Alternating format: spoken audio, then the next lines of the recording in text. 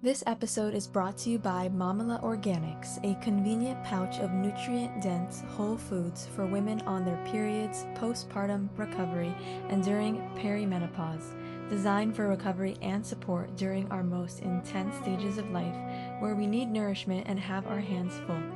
Mamala Support Snacks are food for our hormones, our microbiome, our cognition, our energy, delicious and made for a woman's unique biology. Welcome everyone to Binah Says, a space where meaningful conversations awaken your soul and bring you purpose. My name is Sabrina Baraha, and on today's episode, we have the honor of having Kate Yeshurun with us. Welcome, Kate. Thank you for having me. Kate has been a spiritual educator for almost 10 years, sharing the wisdom of Kabbalah with youth from preteens to teens around the world, online and in person. She's a doula, a mother of two, a coach for parents, and now an author. So I'm excited to interview her on her new book, Birth and Becoming, consciously raising souls from conception to postpartum and from infancy to Young adulthood. young adulthood. So yeah, I would love to go deep with you on your spiritual journey and share your wisdom that you've learned throughout your lifetime on what it means to bring souls into this world in a conscious way. So I wanted to start with the question, when does parenting actually begin? Is it at conception, at birth, or well before that? I love this question. I personally believe conscious parenting begins the second you have the thought, I want to have a child. The second that thought or that sense, that feeling enters your being, your system, that is when conscious parenting can begin. And that would be the most powerful place for it to begin. But so often it's right when you give birth, right? You become a parent, and no work is done before then, emotionally, spiritually, physically, to prepare yourself and your partner for that kind of journey that you're embarking on that changes your entire life. Yes, sometimes people take a let's take it as it comes approach or meet life as it arrives, which there is beauty to that, I think, in letting life show you what it is, what the stage is going to be like, and then adapting and flowing with it for sure. But I really believe the second, again, you have that thought, you are already now in the frequency of parenthood, because there's so many things that you can do, whether it's for conception, pregnancy, birth, that can help welcome a soul more intentionally, help change the way that soul develops, the way that soul enters this physical world. And just because you can't physically see the soul of a child yet, and they're not physically in your arms yet, they, at least according to the wisdom of Kabbalah, they are most certainly alive. They are in a state of potential, and they deserve our care and attention the same way they would physically being here on earth with us. Mm-hmm. We think a lot about the physical development of an infant, of a baby, but we don't really talk about the spiritual. So what's actually happening in that process while the baby is still inside of the mother that we should know about? So you want to start with pregnancy, or you want to go even further back? Let's start at the seed level. Okay, so to understand what's going on with the soul's development, first we need to go to what is a soul. According to Kabbalah, a soul, all souls are a spark of the Creator. The Creator is a force of infinite goodness, and we are a spark of the Creator. So you can think of a soul as, the Creator is like the mountain, and a soul is, if you chipped a piece off the mountain, the soul has the same DNA, just like the piece has the same DNA of the mountain. Soul has the same DNA as the light of the Creator. Now, souls, for reasons we're not going to get into now because it's part of a much longer, complex story, which is the story of creation according to Kabbalah, but souls are in a journey of returning to their state of perfection, returning to their state of affinity with the light of the Creator, because that is their true nature. And souls do this by descending into this physical world, being clothed in a body, a physical body, contending with this force that we call ego. And in this process of contending with the ego, the soul gets closer to its original nature, which is with one desire to share and complete affinity with the light of the Creator. Now, some souls in a lifetime, it's very rare, but some souls in a lifetime will finish their work. Soul and body will be in complete harmony. The soul has complete affinity with its original form, with the light of the Creator, and the soul no longer needs to be clothed in a body to do its work. It's now just elevated to a different metaphysical realm where it's completely living in harmony with the light of the Creator. Most of us, our souls take many, many lifetimes to do this work of returning to our original state of perfection, our original state of divinity. So again, we come down, we're clothed in these bodies, we're playing this game where we say we're becoming, but in reality, we're really returning to our original state of perfection. And so before a soul comes down into this world, according to Kabbalah, souls reside in this realm called Otsar HaNeshamot, which is the treasury of souls. And you can imagine this as like suspended animation.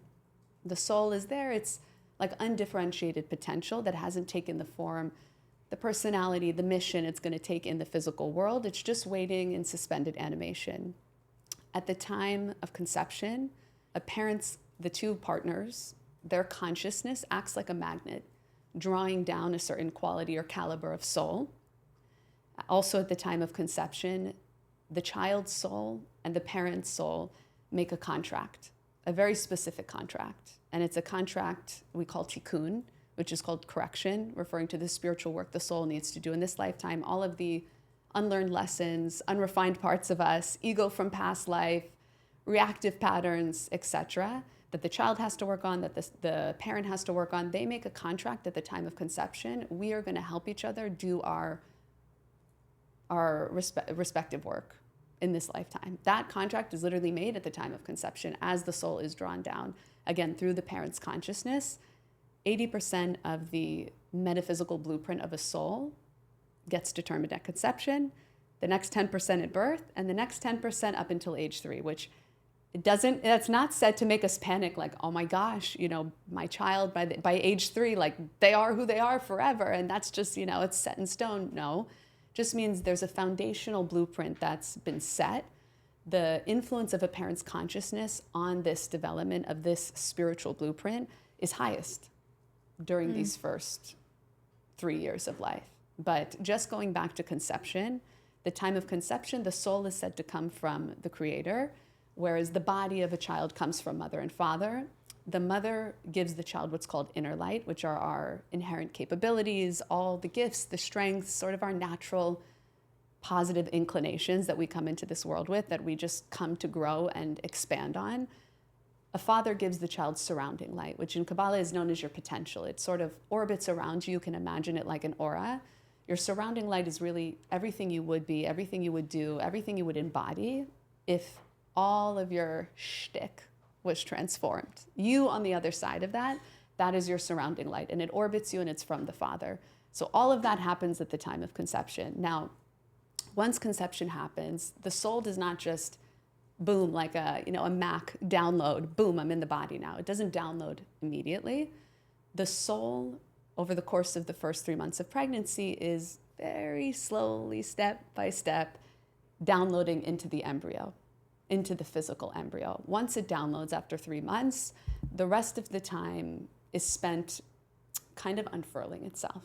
You could think of it as like download, download, download, and then for the next 6 months, the soul is going like this. It's sort of dispersing itself. It's dispersing its divine qualities in this physical embryo, and the soul of the child at the same time is receiving the imprint of the mother's internal environment. So not just what she's eating physically, the nutrients from the placenta, etc., but also her emotional world, her stress levels, her connection to her own soul, how open her heart is, her connection to the Creator or something bigger than her. All of this whole energetic field is being absorbed by the child. This is wild. Yeah, so a lot happens before the child even gets here. There's a lot going on. Sounds like we have a tremendous amount of work to do from that thought, as you said, when it really begins, that you're preparing yourself for this. And I love this concept of Kabbalah, and I learned it, from the first time in studying, that the soul chooses its parents, which goes against, I think, everything that modern society says, where people say, we didn't choose our parents. We didn't choose our siblings or our family. So why even put, time and effort into those relationships if they're not working? Versus Kabbalah says, no, actually your soul chose each person in your family so precisely that you're meant to understand why they're in your life and learn something from them. So I think that understanding is so profound, and I think that's the one we're truly meant to take in while we're here in this physical world. What was it like for you deciding when you wanted to become a mother? So I had felt, which sounds bizarre, but since high school, I felt what I believed to be the soul of my daughter orbiting around me, kind of calling to me. I just felt her presence. And I also felt a very specific love in my heart already that was like almost frustrating that there was nowhere to direct it, nowhere to give it. And I knew that it was a love that is for my children in the future. And it was something I kind of wrestled with it. I just didn't know what to do with it. Obviously, in high school, I was not ready to become a mom yet, but I felt it. I felt this calling to motherhood. And once I found my soulmate, once, we got married and we went through a lot of different processes together, I would say about 6 months into marriage, we both felt like we want to do this. We want to get pregnant. We both felt a very strong desire. And then we also felt, this question around, how do you know it's the right time? Like there's no rule book physically or spiritually really, like when, like, do you wait this amount of time? So we went to my father-in-law, which probably sounds funny to some people, but he is an incredible, incredible human being. He's a spiritual teacher, and the way that he raised my husband and his brother, I consider him the OG of conscious parenting. Like he really is probably one of the most conscious and intentional parents I know. And even though he comes from several generations back, like he predates, all the gurus of today in terms of conscious parenting. And we went to him and we asked him, what's, how do you know spiritually when the right time is? Because we feel like we want to have a kid now. And he said, you need to be very careful because the ego, slips in very sneaky ways. It's easy to think, oh, I want to have a child because I want to give to somebody, I want to raise somebody, I want to teach somebody, I want to impart goodness on them and X, Y, and Z. And it sounds good on paper, but if you really listen to those desires, it's all me, I want. And he said, a true desire, a desire of the soul, ideally is a desire to help a soul, to help facilitate a soul in their spiritual journey in this world, to understand, there's a soul up there in the upper worlds waiting to do its work here, waiting to go into its next incarnation, and it needs a facilitator. So there needs to be a true desire to help the soul in their process, in their work, again, for it not to be just about you. And you need to wait till you really feel a knock at the door. You energetically, you really feel that soul is calling you. You feel that soul is ready. You can even ask, talk to the soul in your heart, in a meditation, in journaling. Ask the soul, are you ready to come? Do you want to come right now? Is there anything that me and my partner still need to work on within ourselves, in our mind, body, or soul before you come? Really just to have that openness of like, just because it's the right time for me, what about the soul? Like maybe it is or maybe it isn't the right time for them, but just to check and be open. Mm-hmm. And he said, look, if you ask those questions, if you really communicate with the soul, at a certain point you will feel, it's not just me wanting this, it's them. So my husband and I were like, okay, we got to wait. We got to push back on our desire, not just, act on impulse and we want this, let's go. So we waited a few months, and it was painful actually because we wanted it very badly, but we're like, we're really waiting for the soul to kind of green light us. And at a certain point, it became very impossible to ignore that the soul had kind of said, yes, guys, I'm here, I'm ready, let's go, let's do this together. So I read the book Spirit Babies, which you had recommended to me after I started reading it. And I found it so interesting because he talks about this concept where the soul of the baby is like lingering in your aura. Yes. So you can feel if someone's very in tune with energy and frequency and vibration, they can actually see that soul in one's aura. Yeah. Which I found so fascinating. No one talks about this. No. Or some people think you sound kooky dooky if you talk about it. Right. But I do think it's, if you're open and you are somebody that is making an effort on a regular basis to be in tune with your soul, not just your body, not just your mind, but your soul, which again is a part of you we can't see. The realm of spirituality is not a realm we can see or perceive 100% with our five senses. But if you are already attuned to that realm, you can sense, yes, your child in your aura, and people sense these things in different ways. There's no one right way. Like, not everyone sees, it's not visual for everybody. Some people, it's just a sense, it's a whisper in the ear, it's a gut feeling, it's a sensation somewhere in the body. Some people it's in dreams. They see the child just in a dream, right? Or they get a message and they feel it's from that child. So intuition, connection with, your future child and their soul, it can come in many ways. But the point is to be open. And the more that you communicate, the more that you initiate that contact, just talking to the soul, writing to the soul, the more that you're going to receive on the other end. It's the same as, in my opinion, the relationship we have with the Creator. The Creator isn't somebody we, dial up like 1-800-GOD and we get a direct answer on the other line. But if in your mind and in your heart, you're constantly trying to connect, you're having this internal conversation with the Creator, you do start to feel after a certain amount of time, there's a presence on the other end. You don't necessarily physically see the Creator, right? But you sense, you feel there's somebody on the other end of this conversation that you're having that may start off feeling one way. It's the same with the soul of your future child. It may start off like you feel like you're talking into the abyss, but the more that you initiate conversation, the more you feel, oh, someone's talking back, someone's communicating back with me. Right. It's beyond our five senses. Beyond. It's a sixth sense. And unless we practice that muscle, we will not have access to it. Yes. I think it's similar to, people always, maybe they're in a relationship and they're asking, how will I know this person is the one? There's timing is always a question, or knowing when it's right. And I remember in my experience, I was asking people that were married, either my parents or close friends that were in loving marriages, when do you know? And their answer was always the same. It's just a feeling inside. Yeah. And it would frustrate me because I never had that feeling inside yet. And it was only until that feeling came that I said, okay, now I understand what everyone's talking about, that you can't really put to words. It's literally a feeling inside that comes from somewhere. It's a sixth sense communicating to you that this is your person, that you're ready to get married and take the next step. Yeah. When women are asking themselves when they're ready to become a mother, how should they think about this in terms of balancing maybe their career or their other passions? At least for me, this is something I'm thinking about a lot. What will the costs be of becoming a mother? And I feel like people don't talk about this enough. First, I would start, before you go forward, planning for the future, I always, when I'm working with women, recommend, let's start with where you're at right now. Like, what is the state of your mind, your body, your soul? What can you do to optimize your environment, your internal world before welcoming a soul?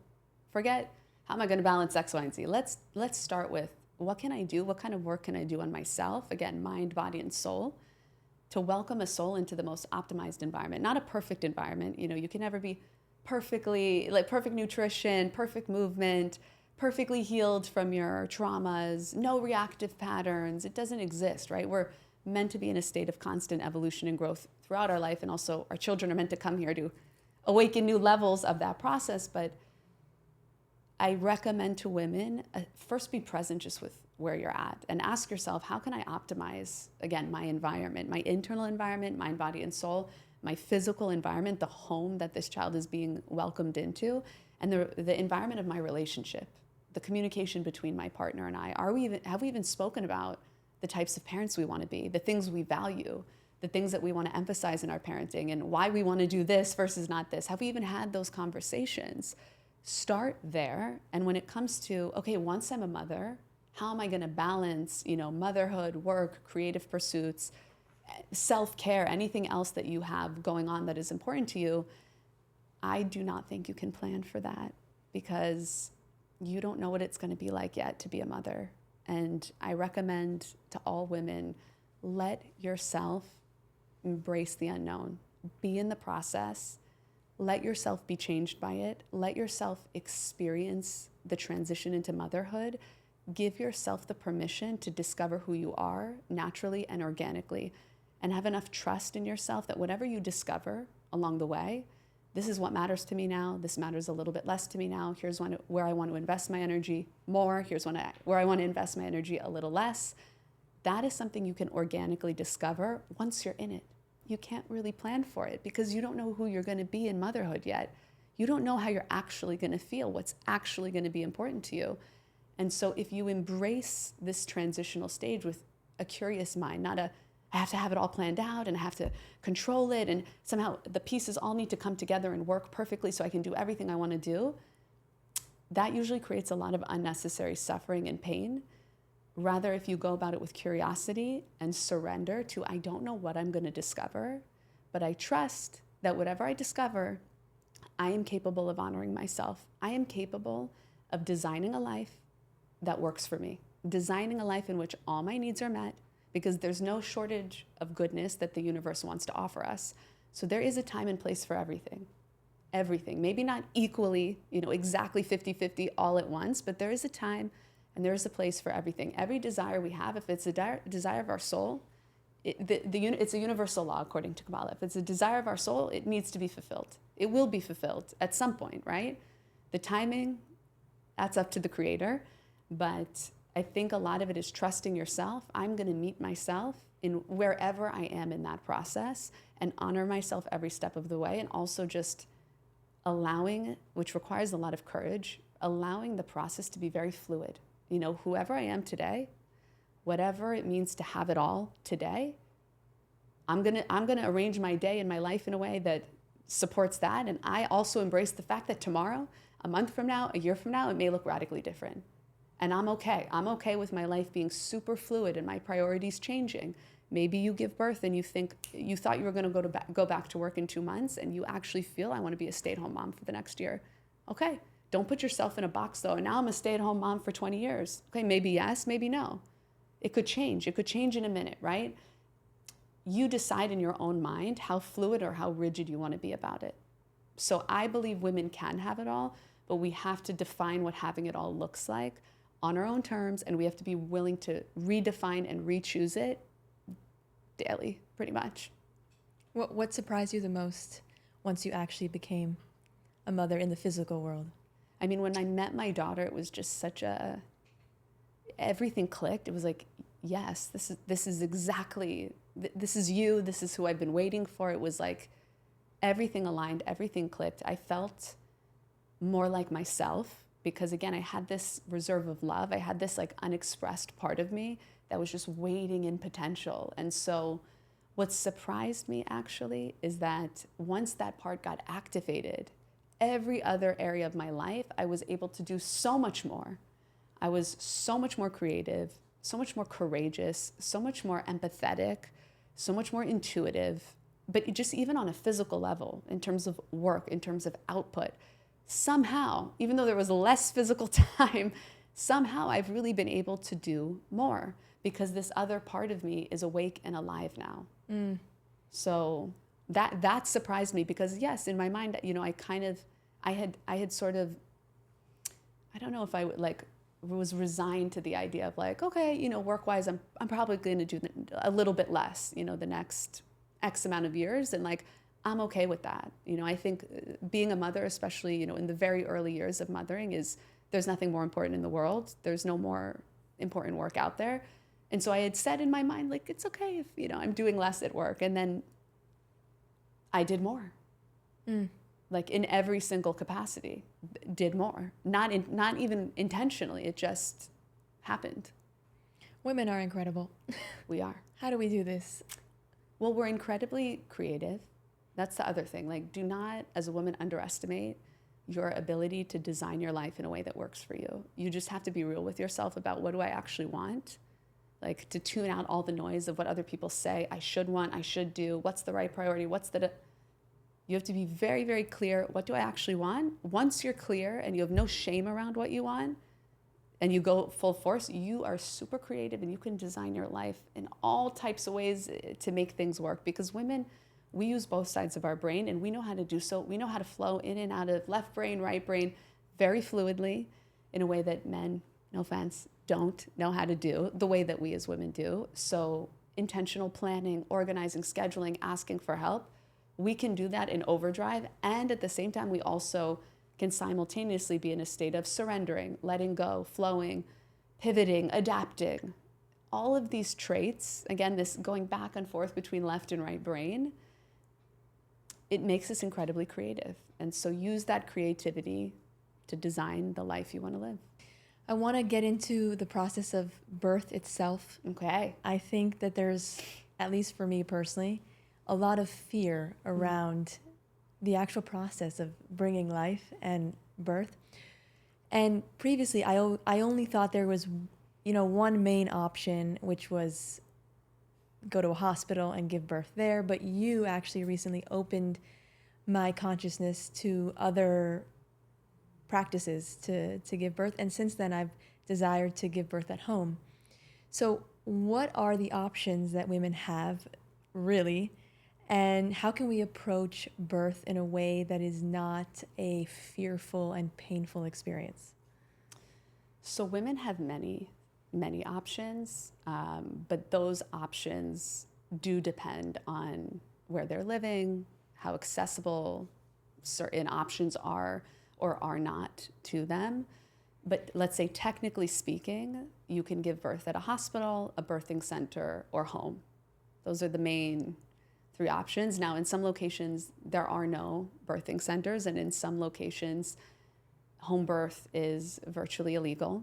So is it an option? Yes, but there are limitations around it. But the hospital, birthing center, or home, those are the 3 main options. And what even is a birthing center? So a birthing center is like a freestanding center that is not hospital affiliated. Usually you'll have certified nurse midwives working at a birthing center, and a birthing center it's like an in-between option between home and a hospital, because it's not a hospital environment. It's very cozy, it's very warm. There's medical interventions available if needed, but the environment is set up in a way that those medical interventions are not thrown at you. They're not set up before you come. They're sort of put away, and if you need them, we'll call on them. But it's a nice in-between option if you're somebody who doesn't want to give birth in a hospital, but is also not fully comfortable with giving birth at home. A birthing center mimics a home-like environment. It's very comfortable. It's very cozy. It's you don't have the bright lights of a hospital. You don't have 500 people running around and masks and machines and yada yada. But like I said, there are certain medical interventions that are available if needed. Certain things that would not be available at home. How did you reach the decision that you wanted to have a home birth? I know you gave birth at home twice. Yes. To your daughter and your son. How did you reach that decision, and what was it like explaining to maybe your family or your partner that this was the desire you had? So when I was thinking about conceiving, I started thinking about birth, because I think like 10 steps ahead. Me too. So I was already thinking about birth, and I somehow remembered this woman that I knew. I wasn't like super close with, but I remember hearing she'd given birth at home, and I asked her, did you give birth at home? Like, what's the story with that? And she said, girl, go watch The Business of Being Born. It's a documentary. It's going to blow your mind. Go watch it, and then we'll talk. So my husband and I, we got our show ready. We got our popcorn ready. We watched it, and both of us, our minds were blown. And I'm like, I'm giving birth at home. And he's like, hell yeah, you are. Like, I had his full support from the beginning, because the documentary basically outlines the limitations of hospital births in the US, and the way birth is really a business, the way birth has become a business, why it's become a business, and just the difference in care that you're likely to receive, with a midwifery-led care model versus an obstetrics and gynecology care model. So I am an Aquarius, and I am always, attracted to the unconventional or what is outside the box, what is not the norm, what everyone's not doing. And I paused and I'm like, Kate, let's just pump the brakes a little bit first, really make sure that I'm not reactively choosing home birth just because it's different, just because nobody else is doing it. Like, let's really make sure that this is the way you're meant to birth and the way that the soul, whoever's coming is really meant to come into this world. So I booked an OBGYN appointment, waited in the lobby for 45 minutes, finally met with the OB for all of 3 minutes. And all it was her telling me, okay, you're this amount of months pregnant. This is what's going to happen at this month. This is the test we're going to do at this month. Then we're going to do this. Then we're going to do that. Okay, nice to meet you. Got to go. Bye. Not once did she ask me, how are you doing? How do you feel? What are your goals, your vision for pregnancy, for birth? Do you have any questions? It was a sergeant, giving a soldier orders and expecting me to be like, yes, ma'am. Yes, sergeant. Not like, this is not going to work for me. No freaking way, Jose. And that was it. I decided, okay, let me interview some midwives. And wow. Yeah. What was that process like, finding your midwife? And I imagine you had a doula as well. Yeah, so I interviewed a couple midwives. I ultimately chose the midwife I chose because she, from the beginning, almost annoyingly so, she would never just answer my questions. She would flip it back to me and ask, well, what do you think? Well, have you done the research? Like, what have you found in your, studies or research or investigation? She wouldn't just feed me the answer. She forced me, basically. She invited me to be an active participant in my own process. And from the very beginning, what she was doing, which I didn't even realize until, way later, was she was making me the creator, the co-creator, me and the creator, but she was really making me the creator of my experience. She wasn't taking the power away from me as like, I'm the midwife now, I'm the authority, and you're gonna follow me, right? She was putting the power back in my hands and saying, no, you are an active participant in this experience.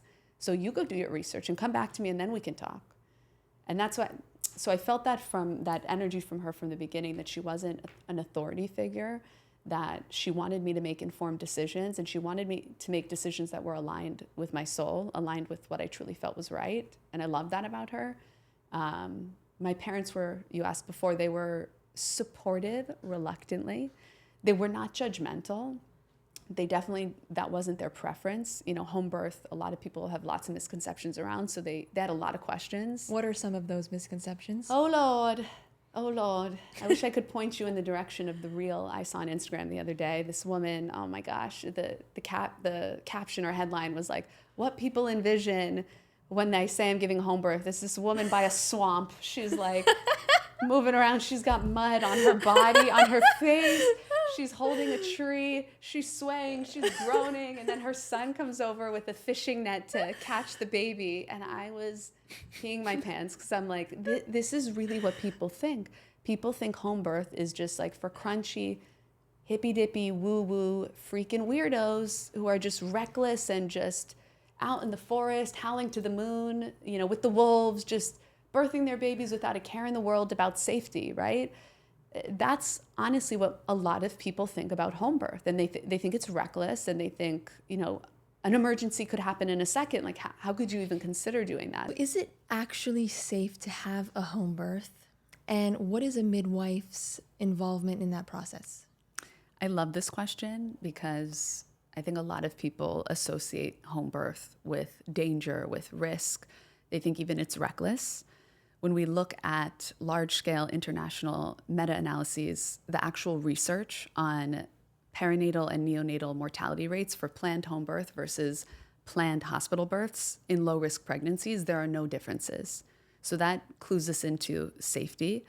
And when we look at actually all the different medical interventions that can happen in a hospital, obviously the rates are much lower at home with planned home births because those medical interventions are not available. If a person needs to transfer and go to the hospital, they may end up using a medical intervention, but because they're starting birth at home, the rates of epidurals, Pitocin, vacuum and forceps extraction, C-sections are all dramatically lower because those things just aren't available at home, right? And also with planned home births, interestingly, we see that babies' APGAR scores are higher at planned home births than they are at planned hospital births, again, for low risk pregnancies.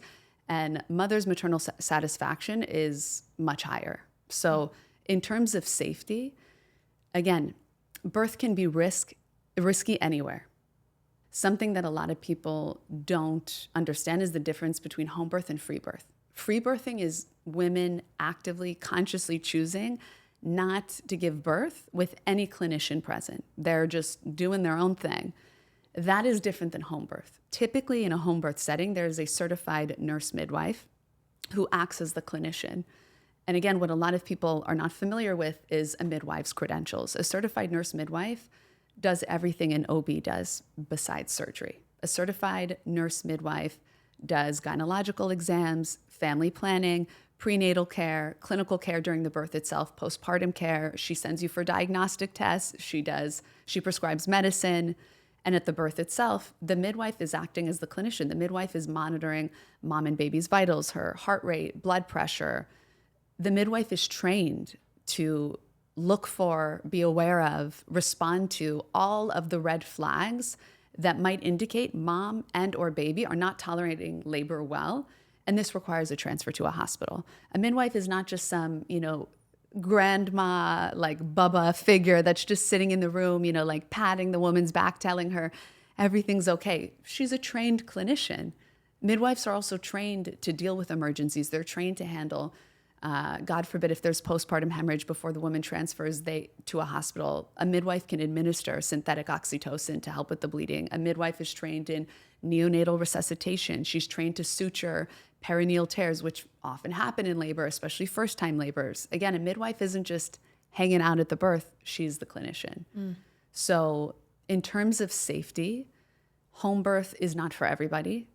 In low-risk pregnancies, home birth is a safe option, I believe, again, when it's done with a trained clinician, a certified nurse midwife, and better yet, a certified nurse midwife who is working in an integrated way with the larger healthcare system, meaning a nurse midwife who has a relationship to the local hospitals, a relationship to the local OBs in case their care is needed at some point, whether it's during the pregnancy or during the birth or postpartum. When the home birth or the midwifery care happens in isolation and it's sort of anti the system or not working in an integrative way, even just with the other practitioners in the woman's life, like if she has a therapist or she's seeing a chiropractor, et cetera, the more integrative the midwife's care is with the larger systems at play, the better the outcomes are, the more safe home birth can be. When you say low risk, what does that mean exactly? So a low risk pregnancy is basically a woman who pre-pregnancy did not have any or does not have any major medical conditions, and during her pregnancy also does not have any medical conditions that are concerning, like high blood pressure, something going on with her heart, her lungs, other major organs in her body, something going on with the baby that's a red flag for concern. Just kind of an average, ordinary pregnancy. What percentage of pregnancies are considered low risk in the U.S.? Somewhere between 60 to 70%. Most pregnancies are low risk pregnancies. And that means the majority of women, in my opinion, should at least be considering home birth as an option. Not necessarily choosing home birth, but considering it. A woman once told me, she said, you should not give birth at home unless you have complete certainty. And I thought, that's interesting. I felt it was a little bit extreme. But once I was actually in birth itself, I realized, wow, she was right. Because what makes birth unsafe isn't just medical conditions, it's also your consciousness. So if you are at home and you're a perfectly healthy woman, perfectly healthy pregnancy, baby is perfectly fine, but you carry deep fear that you haven't faced, you haven't worked through, you don't really trust your body, you don't really trust your provider, you don't really trust the creator, or it's not even that explicit of a lack of trust, but there's just this doubt lingering, right, in the room that can affect the process and make it less safe. So if you're going to choose home birth, I really believe it needs to be chosen with full certainty, in your body, your baby, your ability to do this with the help of the creator. How important are the people in the room with you during home birth and the consciousness and energy in that moment? Everything. Everything. The Kabbalist Rav Ashlag shares that our environment exerts tremendous influence on us. And he says, we are influenced by so many things, our genetics, our childhood experiences, all of our conditioning, culture, etc. The one area that we have free will to really choose who's influencing me is our environment, who we choose to surround ourselves with, the books we read, the music we listen to, etc. So who you choose to surround yourself with has a tremendous influence on just the energy that's going on in the room. Do these people believe in birth? Believe that birth is a natural physiological event? Believe in your power to birth? Do they believe birth is inherently safe? Do they believe it's dangerous? That has a tremendous influence on the birth itself, on how you also experience when things get challenging. Does the room fall into fear, panic, etc., or is the room holding you? Yes. What do you think our current healthcare system is missing when it comes to prenatal care, overall care of the mother and the baby? We could spend about an hour on each of the limitations that I could list to you, and we could debate and we could discuss policy, how do we change this, how do we change that, whether it's postpartum coverage cliffs, whether it's lack of doula and midwifery care reimbursement from insurance, lack of proper maternal mental health screening, whether it's flat out racism, that there's now well-documented research showing the way the medical system responds to Black women's pain is different than the way they respond to white women's pain and expression of symptoms during pregnancy, postpartum. The maternal mortality rate for Black women is 2 to 3 times higher than white women in this country. The fragmented postpartum care that we have, you get 1 6-week visit when you're working with an OB. That is not enough. There's no federally mandated parental leave. Like, the list goes on and on and on. And in terms of policy, yes, we could tomorrow decide, let's mandate federally mandated paid parental leave. Let's do it tomorrow. But what I believe is at the core of changing all of these limitations is a shift in consciousness. There is a collective lack of reverence for motherhood and for parenthood. There is a collective lack of reverence for the value mothers and parents contribute to society. And somebody, again, could change a law tomorrow, but if the law is not changed from a place of a change in consciousness, I'm just changing a law because that's what's going to get me more votes, that's what's going to get me reelected, the change won't last.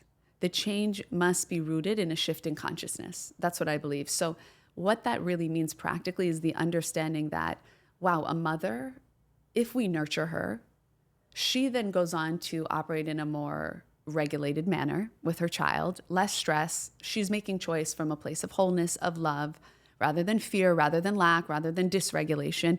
Her nervous system becomes the blueprint of her child's nervous system. We know from neuroscience, we know from all the research that children borrow from the mother's nervous system. The architecture of their nervous system is built through the mother. So a regulated mother equals a regulated child. A regulated child grows up into an adult that can contribute to society, create goodness, be a giver. And the opposite is true. A mother who is unregulated, who is unsupported, who is parenting from a place of stress, now she's setting up a child with a nervous system that is dysregulated, right? To varying degrees, but is dysregulated. At best, that child grows up to be somebody who's a little bit of a taker, less of a giver.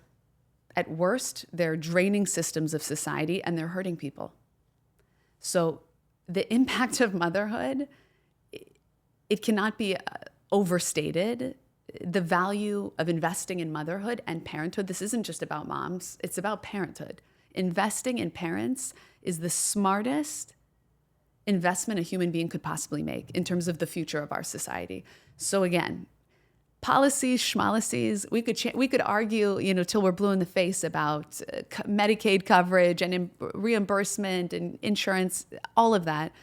But nothing is really going to change substantially, in my opinion, in a lasting way until there is a collective reverence for motherhood and parenthood. We cannot settle for anything less. I'm with you. Mic drop. That's it. That's what we need. Wow. Yeah. Growing up, my mom always used to talk to us about God, and we were praying before going to bed. And when we woke up, we would say a prayer of gratitude to God for being alive. When we would travel on a plane, she would say this prayer. So the essence of God was always around us.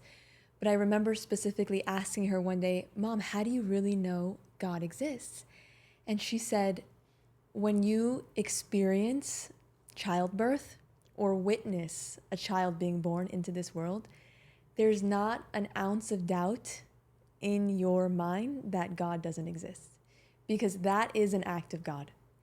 And what you just said now, it reminds me of that. And I think that's our true connection to the divine as women, when we really realize our potential. You know, we can talk so much about being like the creator in Kabbalah, Yeah. but then it's another thing completely to experience it and literally create life into this world with the creator. Yeah. No, it's, the Kabbalists say there is no other time in your life as a woman when the similarity of form between you and the creator is as high, because quite literally, physically, you are acting as a creator, and you and the creator are working as co-creators. Like, it's not comparable to any other process. What have you sensed are some of the greatest fears around childbirth? So fear is definitely, I would say, the main obstacle, without a doubt. Now, there's fears around pregnancy. You know, some women fear the physical things that could go wrong, like miscarriage or ectopic pregnancy or stillbirth, God forbid. Some women just fear, wow, my body's going to change in ways that I don't like or I don't connect to. And am I going to be able to do the things that I love to do, move in a certain way, work in a certain way? They're afraid of those things physically. A lot of women emotionally are afraid of just the process of getting to being a mom. Fears come up around, am I worthy? Am I capable? Am I really ready for this? Am I good enough? What I've seen a lot in women who have done a lot of work on themselves, who are spiritual, have been in therapy or some combination of both, they really have a desire to raise the bar on parenthood, to break generational patterns, to be a regulated parent, to go into parenting as a whole person and parent from a place of love and wholeness rather than brokenness, maybe how they were parented or their parents were parented. They set such a high bar, and it's a beautiful bar. It's an amazing bar. But then they're so terrified, am I going to be able to meet my own expectations? Am I going to be able to be the conscious parent that I want to be and that I feel my child deserves? And a lot of women are very overwhelmed by that fear. And how do they work through it with you specifically? A lot of it is just talking and being open and checking, like, is this belief really coming from my ego or is it coming from my soul? Is this belief something that's showing me an area in me that maybe does need a little more work and a little more refinement before I can become a mother? Or is this just my ego pushing at me and challenging at me, this sense of perfectionism kicking in that's telling me, like, I'm not qualified to be a mom until I'm perfectly healed and perfectly refined and perfectly not reactive and perfectly regulated, right? We work to look at, okay, what is the fear, what is it telling us about you, right? And why do you keep holding on to this fear? How is it hurting you? How is it serving you? Sometimes women's fears are so deep, and this is usually when a fear is unspecific. It's just this abstract sense of dread, whether it's around pregnancy or birth. And what I really feel in those cases is that the fear is generational. It's like ancestral. It's whether it's from the mom, the grandma, or even further back in the lineage, or maybe even past lifetime for that soul. Then I always tell my clients, you need to go deeper into the body, because we know, the body keeps the score. Trauma from this lifetime, past lifetime, it's in our cells, it's in our tissues. So I would recommend somatic work, working with a Chinese medicine doctor, acupuncture, herbs. I really believe that working on the level of energy and working on the body, it's not enough to just talk about the fear. When the fear is that deep that you can't even identify, you can't even put words to the fear, it's something in the body. It's something that probably doesn't belong to you at all. And so when they do that work, that deeper, really body work, things clear. And what I've seen and I find to be the most interesting is that a lot of times when a woman is having trouble conceiving, I will ask her, do you have any fears around pregnancy? And she'll say, no. Like, I'm excited to be pregnant. I'm no fears around pregnancy. And then we start talking about birth. The floodgates open and there's tons of fears. And once a woman works through her fears around birth, conceives like this. Because if you're afraid of birth, there's an unconscious resistance that happens to pregnancy, because pregnancy is the pathway to birth. Like once you're pregnant, you're on a moving train and it's headed to one direction, birth, right? Like if you're not pregnant, you can kind of avoid or repress or ignore any fears that you have around birth because it's not really relevant yet. But once you're pregnant, it's completely relevant. So a lot of times I will see women who struggle to conceive because of their fear around birth. It's holding something in them. Mm-hmm. And once that opens up, everything opens up for them. Mm. You mentioned in your book this concept of pain with purpose. Yes. Which I found especially helpful in my own fear of the pain at birth. And your husband actually told me this concept. He said, if you're gonna run a marathon, which at the time I was training for a triathlon, he said, how much time would you spend to run a marathon? Would you just go run it tomorrow? Or would you create a plan, maybe make it so that it's 6 months from now, maybe even a year from now, depending on what kind of marathon, a half or a full, is it an Ironman? And so that really put it in a way that analogy for me resonated so much when it comes to preparing for birth. Having a plan, enough time to prepare yourself, mind, body, and soul, like you said, training either physically or emotionally for that day so that it's not, you don't arrive like you haven't been training for a marathon and you're running it the day of. Yes, the marathon analogy is spot on. Labor is the marathon of a woman's life. Like it is the marathon of all marathons. And yeah, I mean, could you show up to a marathon unprepared and just hope for the best? You could, but why would you do that? Why would you do that to yourself? You might even be able to make it through if you're any kind of an athlete and mentally are really strong or whatever, but why would you want to suffer unnecessarily, right? So yes, preparation is possible and preparation is important. And part of that preparation is examining, what is my relationship to pain? When I experience an uncomfortable sensation, what is my reaction? Is it fight, is it flight, or is it freeze? So first, just let's get clear about what's my tendency, and then we can work on it. But when preparing for birth specifically, there's many things you can do, whether it's running, yoga, many physical things you can do, right? But what I like to invite women to do is examine their relationship to pain, for sure, and do some form of interval training. Again, it doesn't need to be like high intensity interval training, like nothing wild, but labor is not this, it isn't a marathon in the sense that it's just straight running, right? Contractions come in intervals. You're on, there's a very strong sensation, and then you're off. You're on, and then you're off. You're on, and then you're off. How long are you on for? Well, it's somewhere between 60 to 90 seconds. Okay, not bad. Typically. Look, it can vary a little bit, but it's a pretty short interval, and then you're off for a few minutes. At the beginning of labor, you're off for several minutes. Contractions are like 20 minutes apart, 15 minutes apart, and then as labor progresses, it gets closer, right? But essentially, it's interval training.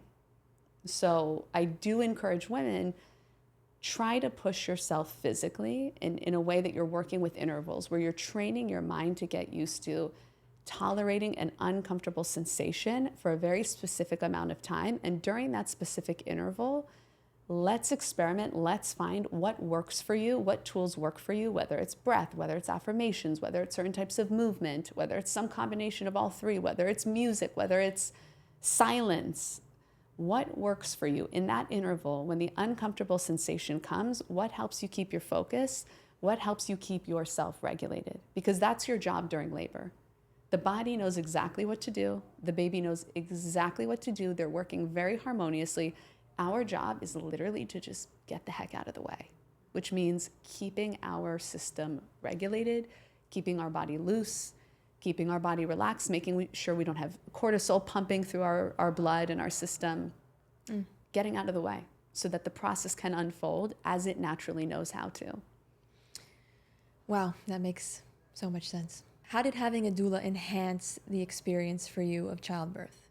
So I love this question because I was very ignorant about what a doula meant or was.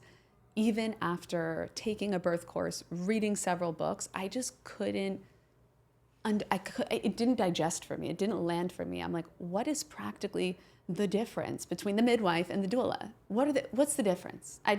People would explain it to me many times. I just didn't get it. Then I was in labor with my daughter, and I'm in, my small New York City apartment. I'm in this bathtub that's very narrow, and contractions are getting very intense. And I start screaming at my husband, we got to go to the hospital. Like, this is fucking nuts. This is absurd. Like, why did I ever think that I could do this?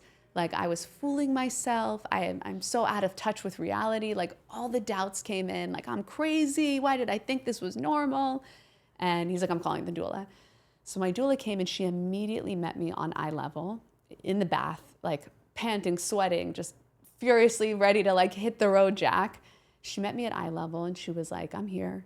You got this. Let's get back to your breath, get back to your rhythm. And she helped me first just literally get back to the rhythm I had been in with my breath, like breathing in a very specific way, breathing in a very specific pattern. And then she somehow got me out of the bathtub into the birthing pool so that I could be more weightless. Because in the bathtub, I just had like the shower running. I wasn't actually submerged in water.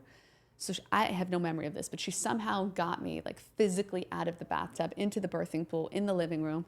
And she was fanning me. She was saying things quietly to me like, you're done with that contraction. You'll never do that one again. Beautiful, perfect. Like she brought me back to myself. That's what she did. She brought me back to myself, and she contained the energy of the space. Once she showed up, there was something about her feminine energy, her feminine presence that was not imposing, but was very strong, very sturdy. The woman who trained me in my doula training, she calls it executive presence, that doulas need to walk into the room with. My doula certainly had that, where she just took the energy of the room and she contained it. And yeah, if my doula had not been there, I probably would have gone to the hospital. Because I was so out of touch also with how far along I was in labor. It was my first time, I wasn't being checked, no cervical, checks yet, because my midwife wasn't there. So I didn't know, am I 2 centimeters dilated or am I 9 centimeters dilated? Like, if I'm 2 centimeters, that means we've got a long way to go. So my doula would just brought me back to my center. I wasn't in my mind anymore. I was back into this primal state of just breathing and flowing and being in labor. Yeah. And did that inspire you to become a doula yourself after that experience? Absolutely. After I gave birth, I was on such a high, and then something kicked in me where I felt this ickiness, this pain around, this is insane that only 1% of women in the country give birth this way. Like, this is such an abnormal experience. This should not be abnormal. This should be the norm. Or women should at least know that this is an option. I mean, it's insane to me that they don't, right?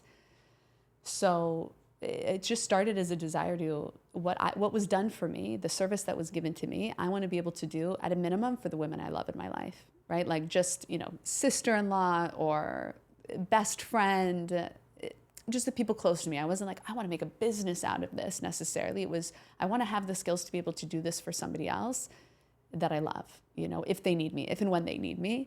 And then it just organically grew into, I'm doing it for this woman, I'm doing it for that woman, friend of a friend, But it was definitely my experience that really inspired me to do my training. I did it 6 months after my daughter was born. Wow. And how many births have you been a part of since then? I was trying to track it the other day. It's either 16 or 17. Wow. Yeah. So it's been amazing. It's wild. And I've seen a lot. And every birth that I see, I realize again, unfortunately, I understand deeper and deeper, again, how abnormal my births were. In what way? One, that it was at home. Two, that, I had a team around me that really believed in me, believed in my body, believed in my power. The fact that I believed in myself, and that I was able to step back and, like I said, get out of the way. The fact that labor progressed as it did with no real delays, no real significant challenges, it's very unusual, and the more that you're in the realm of doulaing, the more you see how birth typically unfolds, which is not like the way my births unfolded. So. How has your experience becoming a mother and connecting to the Creator in this way changed other aspects of your life? First of all, knowing that I've always known I'm a person who, if I set my mind to something, if I decide I'm going to do something and I work towards it, like I know I'm willing to put in the work, and I can do anything. Anything is possible, right? Like with the help of the Creator, anything is possible. But I definitely believe that now even more. And I think it's just made me more empathetic and more curious, more passionate about understanding women, understanding their processes, definitely more passionate about parenting, just understanding that children, there's such a different way that children can come into this world, whether it's how they're conceived or the process of pregnancy or birth itself. Like children, we can create such a different reality for the way children enter this world, let alone how we then parent them, but even just how they enter the world. Knowing that that possibility exists, it just makes me very passionate about helping other women to see they have other choices, and those realities exist for them too. And how did you embark on your spiritual journey? Why specifically are you sharing the wisdom of Kabbalah versus other modalities that you've studied? So I always had a connection to the Creator. As far back as I can remember, there was always some kind of an internal conversation going on between me and God. And I always felt a certain awe, a certain reverence for just the hugeness of life, and that, okay, obviously something bigger than me and humans is responsible for this beautiful, miraculous place we call Earth and life. I was a little bit lost as a teenager. I was raised, what you would say, I guess, is Reform, like culturally Jewish, and it felt very empty to me. It felt very performative. Just go to the synagogue like once or twice a year for the high holidays, and suddenly we're Jewish, and then the rest of the year suddenly we're not. It's like, what's really the point of it all? I always felt connected to the Torah, though. When the Torah would come out, something about the Hebrew letters, something about the Torah, it felt very holy. And I went through a lot of trauma as a teenager. So in my early young adulthood, I was curious about working through those things that I had been running from. I'd been really running from myself for a long time. And I wanted to find a pathway to heal. I wasn't ready to heal yet. I wasn't ready to do the work yet, to be vulnerable, to ask for help, to even commit or submit to a path. But I wanted to find, okay, when the day comes that I am ready to face myself and face my shit, what's the path going to be? So I really did a deep dive. I majored in psychology in college. I minored in religious studies and child adolescent development. So I was studying the brain, studying human development. I thought, maybe psychology is the route for healing, but I was also studying religion, and I was just seeing, across all major faiths and philosophies, there's certain truths that are very consistent. Truth is truth. There's patterns, and so how do you choose? Which path do you go on, right? If it's all saying more or less the same thing, what's the path? And at some point I just decided I'm going to physically go around New York City. I was a college student at NYU, and I decided I'm going to go explore. I got to test these places out in person. I got to feel it. I'm done with the books. I'm done with studying. I want to feel what each place feels like. I went to churches. I went to mosques. I went to the Scientology Center. The Kabbalah Center was the last place I went to. I almost didn't go. The Scientology Center is on 48th Street, but it's on the west side, and I was headed to go to Grand Central. Then I realized Kabbalah is literally just down the block. Let me just go. And I went in. They're like, what are you doing here? I'm like, can I have a tour? We don't do tours, but we do have a free intro. And I stayed and, waited for the free intro. And everything the teacher said, everything, it was like she spoke my internal world aloud and put language to the things I had always felt, sensed in my core, in my gut, to be true about myself, human beings, the world. It's like she spoke it. I'm like, were you inside my body, brain? Everything she said was spot on with really what I already believed to be true about everything. And I was sold. And I've studied many different things, but I believe Kabbalah is the root. It's the root. And there's many branches. There's many beautiful branches, and they all have value, and there's a contribution in all of them, really. And in different time and place to use different tools. But for me, Kabbalah is the root. It's the root of truth. It's the truth of all truths.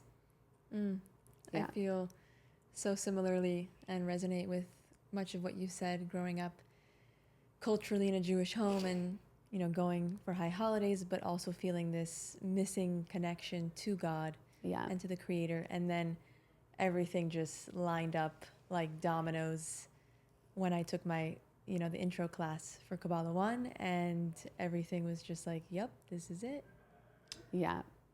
Yeah. When I heard the definition of ego, according to Kabbalah, which is very particular, and very precise, I was just like, wow, that's it. Yep. That's it. That's the force that is really at the root of all pain and chaos in this world, for individuals and collectively. That's it. The way they just defined it. According to Kabbalah, like, our purpose here is the Creator wants to give us everything. The Creator wishes to bestow infinite fulfillment upon us. Our job is to make ourselves a vessel that is fit to receive everything the Creator wants to give us. And the way we do that, according to Kabbalah, is transforming our ego, which is desire to receive for the self alone, into a desire to receive for the sake of sharing, which is essentially you're bringing an ego and soul together. You're not eradicating the ego.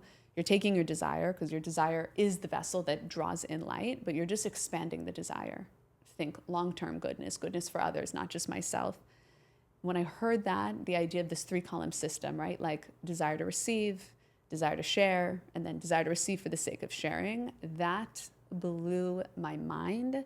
It struck such a deep chord. I was like, this is it. This is the work I'll be doing for the rest of my life. This is the most important work. I can do healing this, somatic work that, trauma this, trauma that, therapy. It's all good. It all has a place.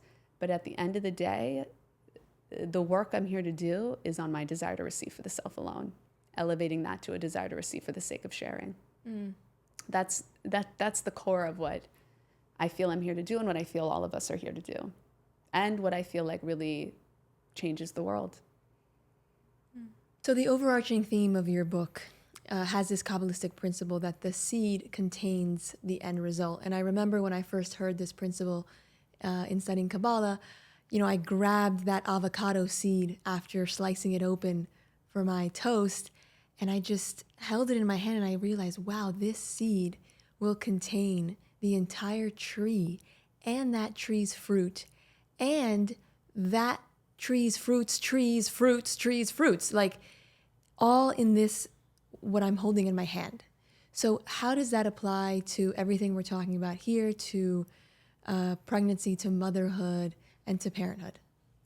So the seed contains the end result is probably one of my favorite Kabbalistic teachings. And I think it's the core theme that sort of like is an undercurrent running through both of my books. What I'm really inviting women to look at is, what is your consciousness at the beginning of something? Because the Kabbalists say your consciousness at the beginning of something determines how that process plays out, determines the degree of fulfillment you will or will not connect to from that process. When I say consciousness at the beginning of something, I mean your desire and your intention. And according to Kabbalah, our desire can either be rooted in ego, which is the desire to receive for the self alone, me, I want what I want, I'm not really thinking of long-term goodness or others, lack, limitation, that's ego. Or desire can be rooted in soul, which is that part of us that is from the Creator that desires only to share and create goodness in a long-term way, both for myself and others. So at the beginning of something, we want to pause and ask ourselves, why do I want what I want? What's my intention here?